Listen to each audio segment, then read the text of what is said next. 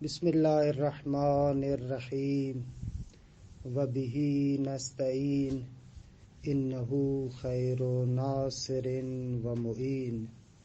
وصلی اللہ علی محمد واہل بیتہ الطیبین الطاہرین۔ پروردگار عالم آپ تمام عزیزان کی توفیقات خیر میں اضافہ فرمائے۔ ہماری گفتگو علم کلام کے تعارف کے بیان میں تھی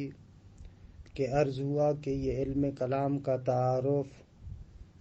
شہید بزرگوار استاد شہید مرتضیٰ مطہری رحمۃ اللہ علیہ کی کتاب علم کلام کا تعارف وہاں سے پیش ہو رہا ہے۔ ہماری گفتگو مکتب اشاعرہ کے بارے میں تھی۔ عرض ہوا کہ عالم اسلام میں جو اہل سنت برادران ہیں معمولاً مکتب اشعری کو قبول کرتے ہیں۔ آخر کیوں مکتب اشعری اتنا معروف اور پاپولر ہوا؟ عرض ہوا کہ اس کا ایک سبب یہ ہے کہ یہ اشعری تفکر اہل حدیث اور معتزلہ کی درمیانی کیفیت ہے، یعنی نہ تو بالکل عقلی روش ہے اور نہ ہی بالکل نصوص پر جمود ہے، بلکہ ایک درمیانی سی کیفیت ہے۔ اور ظاہر سی بات ہے کہ بہت بڑے بڑے عالم اسلام کے مفکرین معمولاً اہل سنت برادران کے ہاں اسی مکتب فکر سے تعلق رکھتے ہیں۔ بہرحال انہوں نے کافی حد تک اسی مکتب فکر کو تعدیل کرنے کی کوشش کی ہے کہ دو بزرگوار شخصیتیں اہل سنت کے ہاں اور عالم اسلام کے معروف نام ہیں، ایک امام محمد غزالی کہ جو صاحب احیاء علوم الدین ہیں، اور دوسرے امام فخر الدین رازی کہ بہرحال بہت اثر انداز شخصیتیں ہیں۔ ان دونوں شخصیات کا تعلق بھی مکتب اشعری کے ساتھ ہے۔ امام غزالی کی بذات خود شخصیت ایک بہت بڑی شخصیت ہے کہ جس کی زندگی میں بھی بہت زیادہ تحولات ہیں۔ ابتداءً جب ہم امام غزالی کو مدرسہ نظامیہ بغداد میں دیکھتے ہیں تو وہاں پر ایک اشعری متکلم کی حیثیت سے ہیں، امام الحرمین جوینی کے لائق شاگردوں میں سے ہیں، لیکن بہرحال بعض وجوہات کی بنا پر وہ نظامیہ مدرسے کو چھوڑتے ہیں اور بیت المقدس موجودہ مقبوضہ فلسطین کی طرف آتے ہیں اور ریاضات اور عملی سیر و سلوک کی زندگی گزارتے ہیں کہ بہت زیادہ ان کے اندر تحولات پیدا ہوتے ہیں کہ بہرحال ان تحولات کے نتیجے میں یہ احیاء علوم الدین آپ کے سامنے ہے کہ بہت زیادہ عرفانی تمایلات، تصوف کے بہت زیادہ تمایلات امام غزالی کی شخصیت میں پیدا ہوتے ہیں۔ بہرحال ایک چہرہ امام غزالی کا ناقدین فلسفہ کا چہرہ ہے کہ اس وقت جو رسمی فلسفہ ہے حکمت مشاء اس پر نقد کرتے ہیں، اور ان کا نقد کس حد تک اثر انداز ہوا، کیا ہوا، کہ یہ پورا ماجرا ہم فلسفے کے تعارف میں بیان کریں گے۔ یہاں پر صرف اتنا بیان کرنا چاہتے ہیں کہ جب امام غزالی کے ہاتھ میں یہ اشعری مکتب آیا تو بہرحال اس مکتب نے رنگ عرفانی بھی لیا، کلامی رنگ تھوڑا سا مدھم ہوا اور تصوف اور عرفان کا رنگ اس پر زیادہ چڑھ گیا۔ یہ امام غزالی۔ اسی طریقے سے ایک اور شخصیت ہیں امام فخر رازی۔ البتہ امام غزالی کے لیے بہت ساری باتیں کہنے کی ہیں کہ انشاءاللہ ان کو ہم چھوڑتے ہیں، جب فلسفے کا تعارف کرائیں گے تو وہاں کے لیے چھوڑتے ہیں، یہاں پر صرف اتنا۔ دوسری شخصیت امام فخر رازی کی شخصیت ہے کہ امام فخر الدین رازی کلام کو فلسفے کے نزدیک لے کر جاتے ہیں۔ البتہ امام فخر رازی بھی فلسفے کے ناقدین میں شمار ہوتے ہیں، وہ بھی نقد کرتے ہیں اپنی جگہ پر فلسفے پر، اور بہترین دلیل خود ان کی کتاب شرح اشارات ہے، جو ابو علی سینا رسمی طور پر عالم اسلام میں رئیس الفلاسفہ کی حیثیت رکھتے ہیں۔ ان کی کتاب الاشارات و تنبیہات، اس کی شرح امام فخر الدین رازی لکھتے ہیں کہ پھر وہاں پر جا بجا فلاسفہ کے ساتھ علمی مقابلہ کرتے ہیں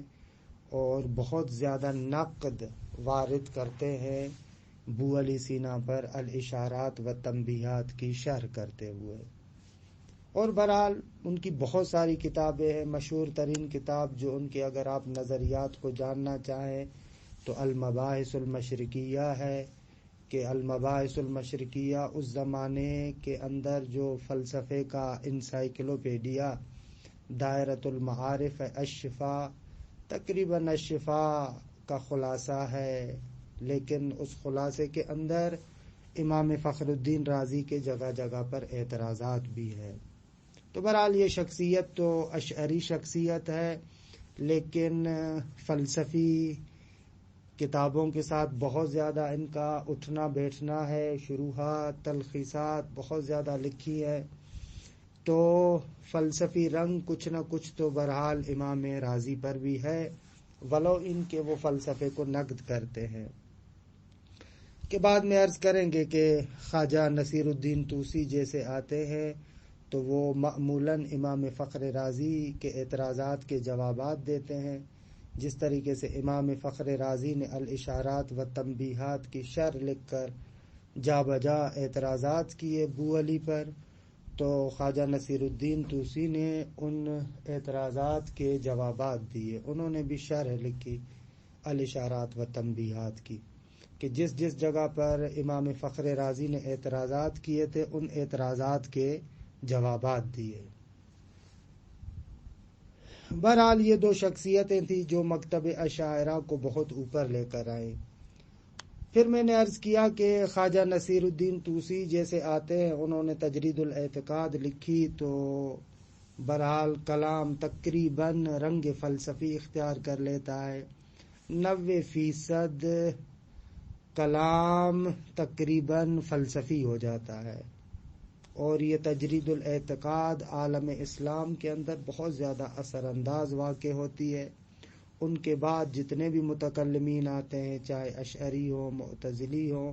سب لوگوں پر بہرحال یہ بزرگوار جو شیعہ فیلسوف متکلم عارف خواجہ نصیر الدین طوسی سب پر اثر انداز ہوتا ہے۔ اور ان کے بعد جو تصانیف آتی ہیں بڑی بڑی تصانیف، وہ اسی تجرید الاعتقاد سے متاثر ہیں اور اسی رنگ میں لکھی جاتی ہیں۔ یہ آپ کے سامنے المواقف قاضی عز الدین ایجی کی کتاب، یا مقاصد ملا سعد الدین تفتازانی کی، یا مواقف پر جو شرح ہے میر سید شریف جرجانی کی شرح المواقف، ان تمام جگہوں پر آپ دیکھیں گے کہ واضح طریقے سے آپ کو تجرید الاعتقاد کا اثر نظر آئے گا۔ یہ اشعری شخصیات ہیں جنہوں نے مکتب اشاعرہ کو باقاعدہ آسمان پر پہنچایا۔ اچھا، اور رسمی طور پر اہل سنت کا یہ مکتب فکر بن گیا۔ دیکھیں ان کے مشہور نظریات کی جانب میں اشارہ کروں، شہید بزرگوار یہاں پر ایک مکمل فہرست بیان کرتے ہیں اشعری مکتب فکر کے عقائد کی۔ پہلا عقیدہ کہ جس سے یہ اشاعرہ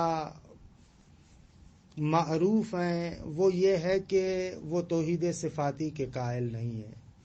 یعنی ان لوگوں کا ماننا ہے کہ صفات اور ذات عین ہم نہیں ہیں، یعنی صفات کے بارے میں عین ذات کا عقیدہ نہیں رکھتے، بلکہ وہ کہتے ہیں کہ صفات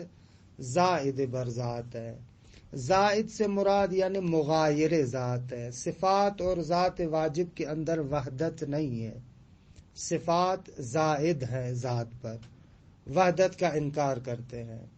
کہ یہ نظریہ معتزلہ اور فلاسفہ دونوں کے برخلاف ہے۔ معتزلہ اور فلاسفہ صفات اور ذات میں وحدت کے قائل ہیں کہ یہ برحال علم کلام میں اپنی جگہ پر توضیح دیتے ہیں کہ وحدت سے مراد بھی وحدت مصداقی ہے، حقیقی ہے، یعنی خارج میں مصداقاً ذات اور صفات میں کوئی تفاوت نہیں ہے، لیکن مفہوماً برحال جدا ہے۔ یہ ایک معروف نظریہ ہے اشاعرہ کا کہ وہ صفات کو زائد بر ذات قرار دیتے ہیں، کہ معتزلہ کی جانب سے بہت زیادہ ان پر حملہ بھی ہوا اور دوسرے مکاتب فکر بھی ان پر اس چیز میں حملہ کرتے ہیں کہ آپ لوگ مقام ذات کو صفات سے خالی قرار دیتے، اگرچہ ذات پر صفات کو عارض کرتے ہیں لیکن خود ذات بما ہوا ذات کو آپ صفات سے خالی قرار دیتے ہیں، کہ یہیں پر وہ ان پر تعدد قدماء والی بات متکلمین ان کو پیش کرتے ہیں کہ آپ کے بقول ایک ذات ہے اور صفات جب ذات پر زائد ہیں تو وہ علیحدہ ہو جائیں گی، جب علیحدہ ہیں تو برحال قدیم ایک سے زیادہ ہو جائے گا۔ یہ متکلمین ان پر معمولاً ایراد بھی کرتے معتزلہ۔ یہ ایک نظریہ کہ جو بہت ہی معروف نظریہ ہے اشاعرہ کا۔ دوسرا نظریہ جو اشاعرہ کا ہے وہ قضاء و قدر الہی کو تمام حوادث میں مانتے ہیں، یعنی کہتے ہیں کہ ارادہ الہی عمومیت رکھتا ہے، حتیٰ انسان کے افعال اختیاری کو بھی شامل ہے، کہ یہاں پر وہ معتزلہ کے برخلاف ہیں کہ ہم نے عرض کیا تھا کہ معتزلہ اس اعتبار سے توحید افعالی کے منکر ہے، لیکن اشاعرہ اس جگہ پر توحید افعالی کو مانتے ہیں، قضاء و قدر کو تمام حوادث پر کہتے ہیں کہ سایہ فگن ہے۔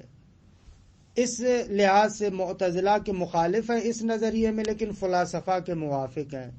فلاسفہ بھی قضاء و قدر اور ارادہ الہی کی عمومیت کے قائل ہیں۔ ایک اور نظریہ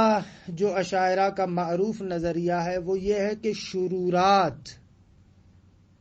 جس طریقے سے خیرات اور اچھائیاں ساری چیزیں خدا کی جانب سے ہیں، شرورات بھی خدا کی جانب سے ہیں، کہ مشہور کلمہ آپ سنتے بھی ہیں، خیر ہی و شر ہی من اللہ تعالی۔ یہ جو خصوصیت سے تذکر دیتے ہیں یہ در حقیقت ان کے اوپر والے نظریے کا لازمہ ہے کہ جب ارادہ الہی کو اور قضاء و قدر کو عمومیت دیتے ہیں تو برحال پھر وہ شرورات کو بھی شامل ہے، کہ یہاں پر کہتے ہیں خیر ہی و شر ہی من اللہ تعالی، شرورات اور خیرات سب خدا کی جانب سے ہیں۔ البتہ یہاں پر ظاہر سی بات ہے کہ معتزلہ اس چیز کو نہیں مانتے، اور فلاسفہ اگرچہ قضاء و قدر الہی کی عمومیت کو مانتے ہیں لیکن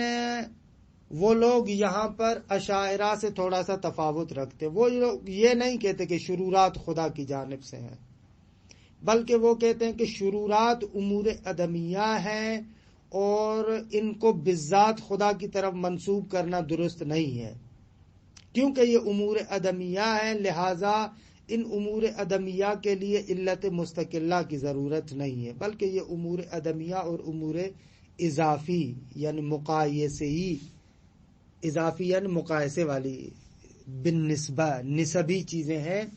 لہذا ان کے بارے میں مستقل علت کی ضرورت نہیں ہے، کہ یہ بھی فلسفے میں مفصل بحث ہے اپنی جگہ پر۔ یہ تیسرا نظریہ۔ چوتھا نظریہ جو اشاعرہ کا ہے کہ وہ بشر کو کہتے ہیں کہ وہ اپنے افعال کا خالق نہیں ہے، نتیجتاً وہ انسان کو مختار بھی نہیں مانتے، اور ان کا نظریہ ہے کہ انسان کے افعال کا خالق خدا ہے، اور یہ نظریہ بھی ان کا اسی نظریے کا نتیجہ ہے کہ ارادہ الہی کو عمومیت دیتے ہیں، لہذا انسان کے بارے میں کہتے ہیں کہ وہ اپنے افعال کا خالق نہیں ہے، خالق خدا ہے۔ نتیجہ یہ نکلتا ہے کہ انسان کا اختیار ختم ہو جاتا ہے۔ کہ یہاں پر بھی معتزلہ کے برخلاف ہیں یہ لوگ، لیکن فلاسفہ عمومیت ارادے کو مانتے ہیں، اور جس طریقے سے امامیہ اور شیعہ حضرات بھی عمومیت ارادہ الہی کو مانتے ہیں، لیکن پھر بھی انسان کے مختار ہونے کو محفوظ رکھتے ہیں۔ وہ فاعلیت طولی کے ذریعے سے وارد ہوتے ہیں اور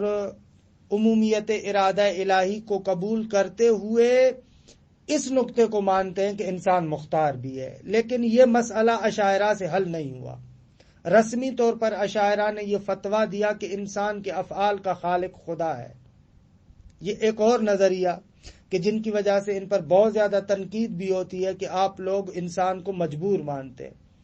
اور مزیدار بات بتاؤں، انشاءاللہ آگے آئے گا بھی صحیح،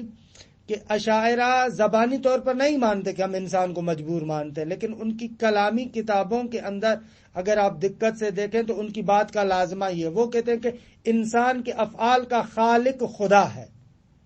حالانکہ انسان پھر مختار کیسے ہوتا ہے انشاءاللہ آگے بیان کروں گا۔ کسب کے نام سے ایک وہ مسئلے کو حل کرنے کی کوشش کرتے ہیں، لیکن حل نہیں ہوتا، جیسا کہ ان کے خود اپنے بہت بڑے بڑے مفکرین بھی اس بات کو قبول کرتے ہیں کہ کسب کے ذریعے سے مسئلہ حل نہیں ہوتا۔ جیسے امام راضی تفسیر کبیر میں کہتے ہیں الکسب اسم بلا مسمى، یہ کسب فقط نام ہے، حقیقت میں مسئلہ حل نہیں ہوا، انسان کو مجبور قرار دیتے ہیں یہ لوگ۔ ایک اور نظریہ جو ان کا پہلے سے بھی سمجھ میں آیا وہ یہ کہ افعال کے حسن قبح کے بارے میں ان کا نظریہ یہ ہے کہ شرعی ہے، ذاتی نہیں ہے۔ کوئی بھی فعل بذات خود نہ حسن ہے نہ کبھی ہے، بلکہ الحسن ما حسنہ الشارع والقبیح ما قبحہ الشارع۔ لہذا وہ لوگ کہتے ہیں کہ عدل بھی شرعی ہے، عقلی نہیں ہے۔ یہاں پر بھی یہ لوگ معتزلہ کے برخلاف ہیں کہ تفصیلات گزر چکی۔ اچھا، ایک اور نظریہ اشاعرہ کا وہ یہ ہے کہ یہ لوگ قاعدہ لطف اور قاعدہ اصلاح کو قبول نہیں کرتے، کہ معتزلہ اس قانون کو مانتے ہیں، قانون لطف کو۔ قانون لطف یہ ہے کہ ہر وہ چیز جو بندے کو خدا کی طاعت کے قریب کرے اور بندے کو خدا کی معصیت سے دور کرے، اس کو لطف کہا جاتا ہے کلامی زبان میں۔ اور معتزلہ کا ماننا ہے کہ یہ لطف اور اصلاح خداوند متعال پر واجب ہے، جبکہ اشاعرہ اس لطف اور اصلاح والے قانون کو قبول نہیں کرتے۔ یہاں پر بھی یہ لوگ معتزلہ کے مقابلے میں ہیں۔ ایک اور چیز کہ جو اشاعرہ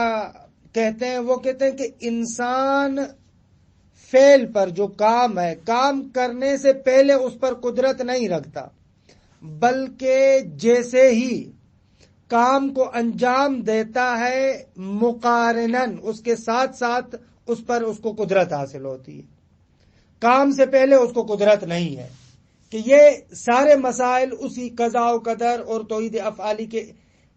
بحث میں مسائل کو حل نہ کرنے کی وجہ سے ہے، کہ یہاں پر بھی یہ لوگ فلاسفہ اور معتزلہ کے مخالف ہیں۔ فلاسفہ اور معتزلہ کہتے ہیں کہ انسان فعل پر فعل سے پہلے بھی قدرت رکھتا ہے، مقارناً بھی قدرت رکھتا ہے، البتہ افعال اختیاری کی بات ہو رہی ہے۔ ایک اور نقطہ، ایک اور نظریہ جو اشاعرہ کا ہے وہ ہے تنزیہ مطلق۔ ان لوگوں کا ماننا ہے کہ خدا اور ما سوائے خدا میں کسی قسم کی شباہت اور مماثلت نہیں ہے، کہ بہرحال یہاں پر یہ لوگ معتزلہ کے مخالف ہیں۔ ایک اور نظریہ جو ان کا ہے معروف نظریہ کہ جس کو استاد مطہری یہاں پر ذکر کرتے ہیں وہ وہی ہے اکتساب کا نظریہ۔ ان لوگوں کا ماننا ہے کہ انسان اپنے عمل کا خالق نہیں ہے، اپنے عمل کو انجام دینے والا انسان نہیں ہے، بلکہ انسان فقط کسب کرتا ہے، اکتساب کرتا ہے، باقی اس کے عمل کو وجود دینے والی ذات خدا کی ہے۔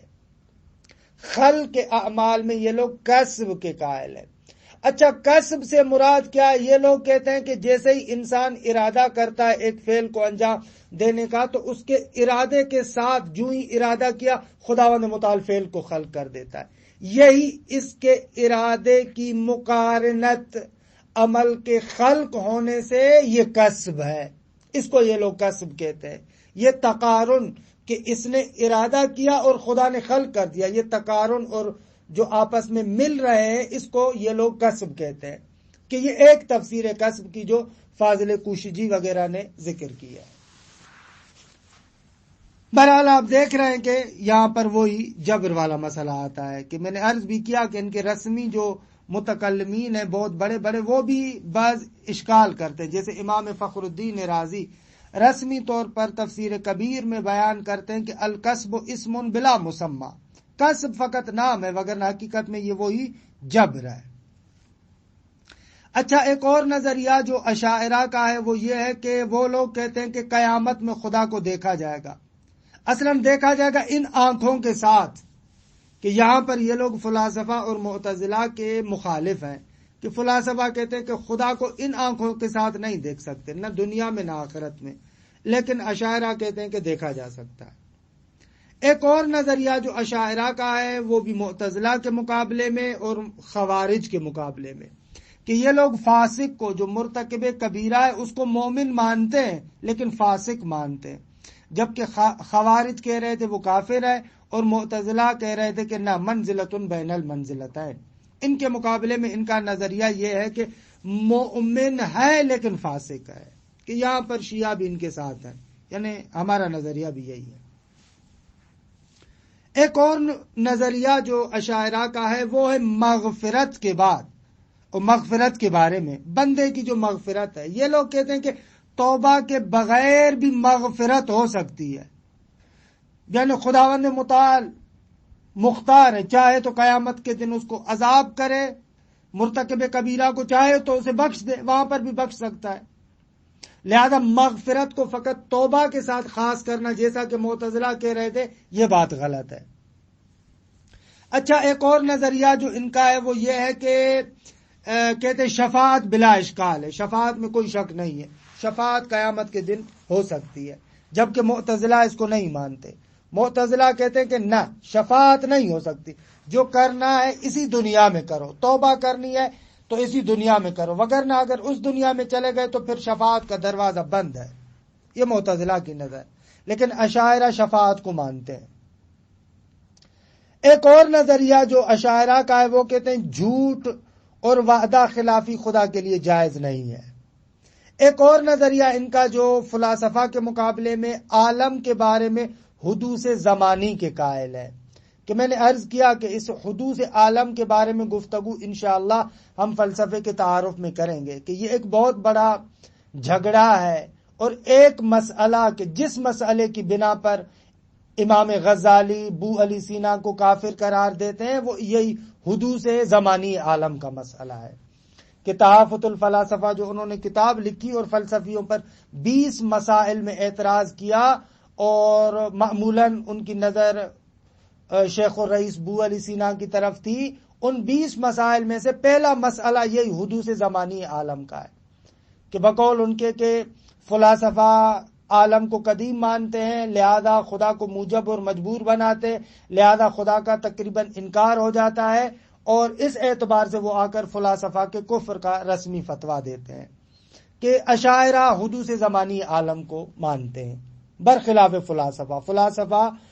عالم کے حدوث زمانی کو قبول نہیں کرتے، اگرچہ حدوث ذاتی کو مانتے ہیں لیکن حدوث زمانی عالم کو قبول نہیں کرتے۔ ایک اور نظریہ جو میں نے عرض کیا کہ فتنے کی شکل اختیار کر چکا تھا، معتزلہ کے انقراض کا سبب بھی بنا، وہ آیا کلام خدا قدیم ہے یا نہیں، تو ان لوگوں نے فتویٰ دیا کہ کلام خدا قدیم ہے، البتہ کلام کو تقسیم کرتے ہیں کلام نفسی اور کلام لفظی میں۔ یہ لوگ کہتے ہیں کلام خدا قدیم ہے لیکن کلام نفسی، نہ کہ کلام لفظی۔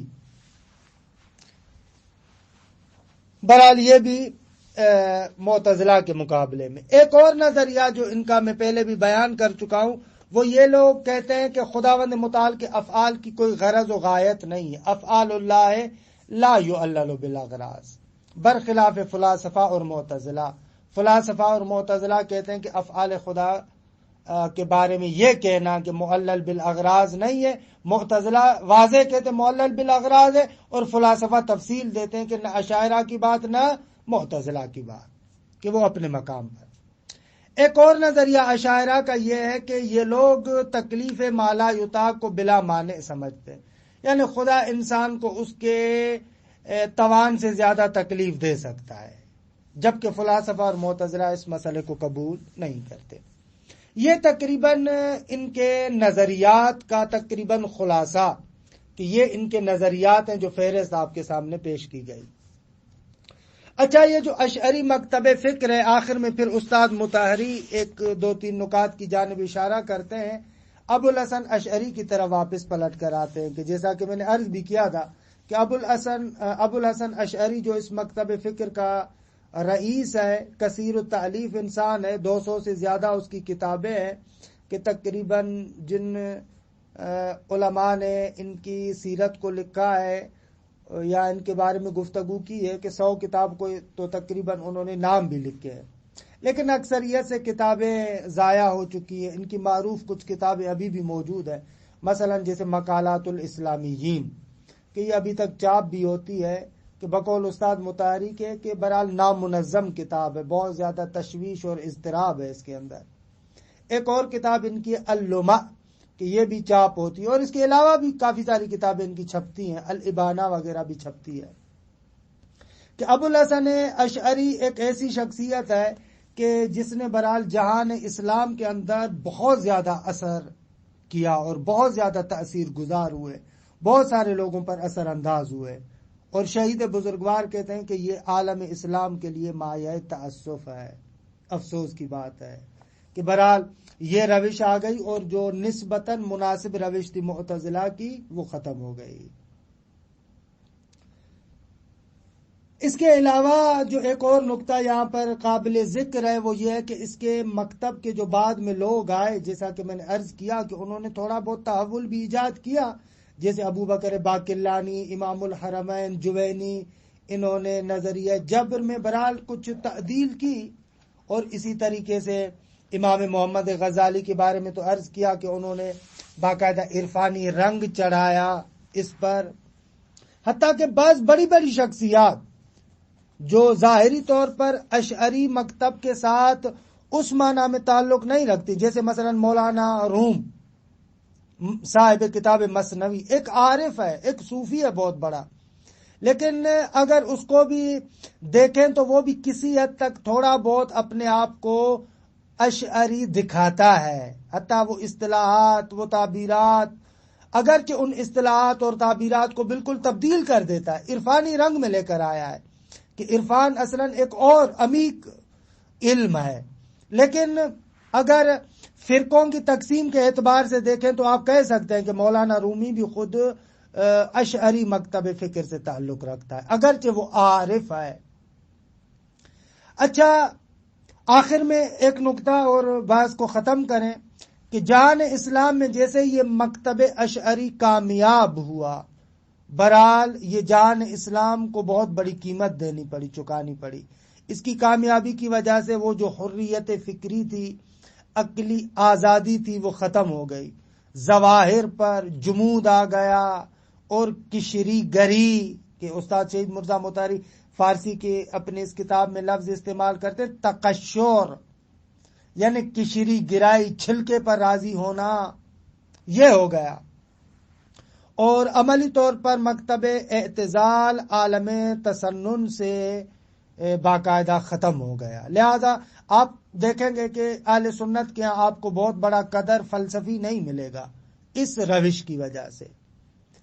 البتہ اس روش نے بہت زیادہ اثر کیا، حتیٰ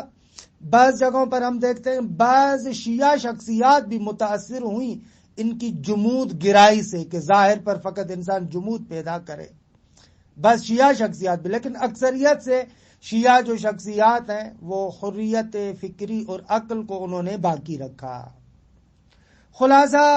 اس طریقے سے ہم دیکھتے ہیں کہ بہت سیاسی اسباب، دوسرے تیسرے اسباب کی بنا پر عالم اہل سنت میں معتزلی ختم ہو جاتے ہیں، پس معتزلہ کو 3 صدی ہجری میں مأمون، معتصم اور واسق کے زمانے میں برحال کسی حد تک قوت ملی، کیونکہ مأمون خود ایک عالم اور روشن فکر انسان تھا. لیکن اس کے بعد جیسے ہی متوکل آتا ہے، عرض کیا کہ اس نے، اور بعد میں پھر ابو الحسن اشعری، ان لوگوں نے معتزلہ کو بالکل ختم کر دیا. اور پھر جیسے ہی سلجوکیوں کی ایران میں حکومت آتی ہے، ترک سلجوکی جیسے ایران میں حکومت پر پہنچتے ہیں، تو یہ بھی ایک بہت بڑا عامل ہوتا ہے کہ اشعری افکار باقاعدہ کامیاب ہو جائے. کیونکہ جو سلاجقہ ہیں، سلجوکی حکمران تھے، وہ اہل تفکر اور آزادی فکر کے حامل نہیں تھے. کیونکہ سلجوکیوں کا اور آل بویا کا اگر آپ آپس میں موازنہ کرائیں تو آپ کو آل بویا خود آل فضل و آل علم و آل ادب نظر آئیں گے. اسی لحاظ سے آل بویا کی دربار میں مثلا مکتب تشیع، مکتب اعتزال، معتزلہ، ان لوگوں کو زیادہ اہمیت دی جاتی تھی. حتیٰ آل بویا کے 2 بڑے وزیر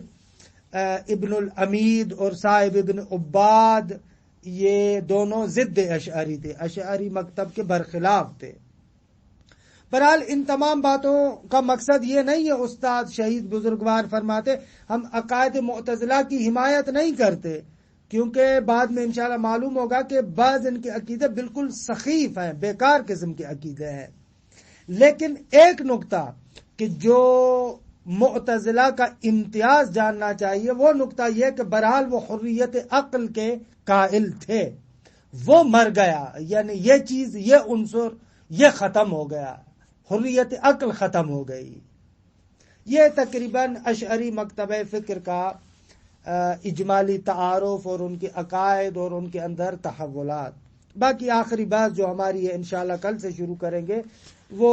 شیعہ مکتبہ فکر ہے. اس کے بارے میں کچھ نکات عرض کریں گے اور الحمدللہ اس طریقے سے یہ کلام کا تعارف مکمل ہو جائے گا. وصلی اللہ علی محمد و اہل بیتہ الطیبین الطاہرین.